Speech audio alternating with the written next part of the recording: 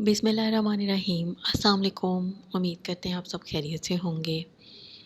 आज हम आपके लिए एक और बहुत इन्फॉर्मेटिव वीडियो लेकर आए हैं और हमारी वीडियो है बहुत एक कॉमन सी चीज़ है जो कि हम अपनी डेली रूटीन में कर जाते हैं और वो है झूठ बोलना। अब हम लोग बाज़ औक़ात मसलहतन झूठ बोलते हैं, बाज़ औक़ात इरादतन बोल देते हैं और बाज़ औक़ात कहीं अपनी मजबूरी के तहत हमें झूठ बोलना पड़ जाता है। तो इस तरह से बहुत सारे हमारे डेली रूटीन में ऐसी चीज़ें आ जाती हैं कि क्योंकि हमारा होल डे हमारी रूटीन जो होती है पूरे दिन की वो बेस करती है जनाब हमारे अमाल पे। हम क्या कर रहे हैं, हम कौन सा काम कर रहे हैं, हमारा काम कारोबार जो हमें मतलब रोज़मर्रा अपनी चीज़ें जो पेश आती हैं उनमें ये चीज़ बहुत ज़्यादा दिखी जाती है कि हमें जिन चीज़ों का नहीं भी पता होता ना, हम छोटी छोटी चीज़ों पर भी बात को घुमा जाते हैं जो कि झूठ बोलने के ज़ुमरे में आ जाता है। तो आज हम इसी टॉपिक को डिस्कस करेंगे जो कि है किन जगहों पर झूठ बोलना जायज़ है। अभी ये टॉपिक हम इस हवाले से सवाल था, हम आपको वो सवाल भी बताएंगे और साथ ही साथ आपको उसका जवाब भी बताएंगे।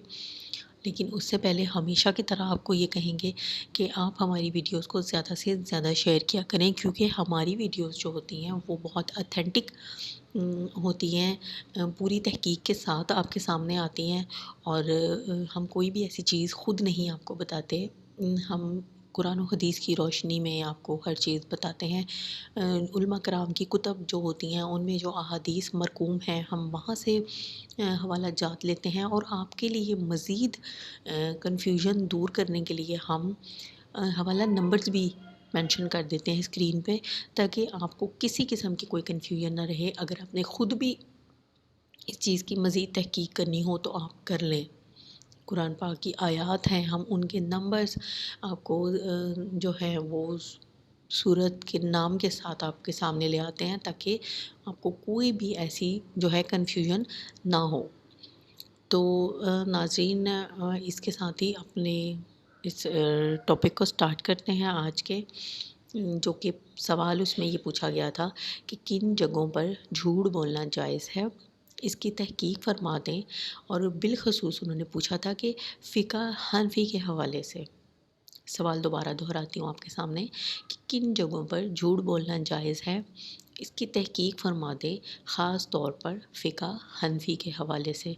तो हम इसके जवाब को आपके सामने लेकर आते हैं जो कि है फ़िक़्ह हनफ़ी के मुताबिक सरीह झूठ बोलना किसी भी हालत में जायज़ नहीं है और अहादीस में जहाँ पर झूठ बोलने की गुंजाइश आई है वहाँ पर झूठ से मुराद तारीज़ है, जिसका मतलब ये है कि आदमी कोई ऐसी बात बोले कि जिसके दो मानी हों और सुनने वाले के जहन में एक मानी हो जबकि बोलने वाला दूसरे मानी का इरादा करे। और यही मुराद इस हदीस से कि जिसमें आता है कि हज़रत इब्राहीम अलैहिस्सलाम ने 3 झूठ बोले हैं। अलबत्ता हज़रत मौलाना रशीद अहमद गंगूही साहब रहमतुल्लाह और हज़रत थानवी रहमतुल्लाह की तहकीक ये है कि जहाँ सरी झूठ बोलने की मजबूरी हो तो वहाँ सही झूठ बोलने की भी गुंजाइश है। अगरचा एहतियात ये है कि सख्त मजबूरी में सरी झूठ ना बोले। इसके अलावा आप ये नीचे देख रहे हैं कुतब के हवाला जात है, स्क्रीन पे आप देख रहे होंगे। आपको इसके हवाले से भी आप मज़ीद जो है अपनी कन्फ्यूजन्स को दूर कर सकते हैं, मज़ीद अपना कंसेप्ट क्लियर कर सकते हैं। और आगे चलते हैं तो फतावी रशीदिया में है कि सवाल एक इसमें दिया हुआ था कि अगर कोई शख्स गिरफ़्तार होता हो और वो गिरफ़्तारी नाहक हो या इसकी बेइज्जती होती हो तो इसको झूठ बोलकर छुड़वा लेना जायज़ है या नहीं। तो इसका जवाब वहाँ पे ये दर्ज था कि इसका भी यही जवाब है और इहयाल उलूम में ऐसे मौक़े पर कि कत्ल मुस्लिम नाहक होता हो और बदून कज़्ब के निजात ना हो तो कज़्ब को फ़र्ज़ लिख दिया गया है। پھر ایک سوال اور تھا جو کہ ہے ایک مقدمہ امر واقعی اور سچا ہے اور قاعدہ قانون انگریزی کے خلاف ہے، اس میں اپنے استعفائے حق کے واسطے اگر تھوڑا سا کذب ملا دیا جائے تو جائز ہے یا نہیں؟ تو اس کا جواب یہ تھا کہ احیاء حق کے واسطے کذب درست ہے، مگر تا امکان تعریض سے کام لے، اگر ناچار ہو تو کذب صریح بولیں، ورنہ احتراز کے فقط اپنا حق ثابت کرنے کے واسطے خود جھوٹ بولنا یا دوسروں سے جھوٹ بلوانا درست ہے یا نہیں؟ اگر راستی سے حق تلف ہوتا ہو تو تعریض سے جھوٹ بول کر احیاء حق کرنا مباح ہے، مگر صریح کذب سے بچے۔ اور آپ سب جانتے ہیں کہ آج کل کا تو ایک عام رواج ہے کہ کسی پر عداوتاً اس کو زیر کرنے کے لیے بلا تعمل جھوٹا مقدمہ دائر کر دیا جاتا ہے۔ اگر وہ مظلوم اس سے تنگ آ کر بچنے کے لیے اس پر وہ بھی کہیں دوسری جگہ جھوٹا مقدمہ دائر کر دے تو کیوں جائز نہ ہونا چاہیے؟ جب طرفین زیر بار ہوتے ہیں تو ایک کہتا ہے وہ چھوڑ دیں، پھر کوئی صورت صلح مصالحت اور ظلم سے بچنے کی نکل آتی ہے، ورنہ ہم لوگ اگر صبر کر لیں تو وہ اور زیادہ دلیر ہو جاتے ہیں۔ جھوٹ بولنا جو ہوتا ہے نا وہ فی نفسہ معیشت ہے، کسی حال میں جائز نہیں، البتہ چند مواقع میں فقہا نے تعریض کی اجازت دی ہے، انہی میں سے دفع ظلم بھی ہے۔ اگر دفع ظلم بغیر کذب کے دشوار ہو تو تعریضاً کذب مباح ہے، صراحتاً حرام ہے، اور بغیر ایسی ضرورت کے تعریض بھی جائز نہیں۔ جب یہ فی نفسہ معیشت ہے تو انتقاماً بھی جائز نہیں۔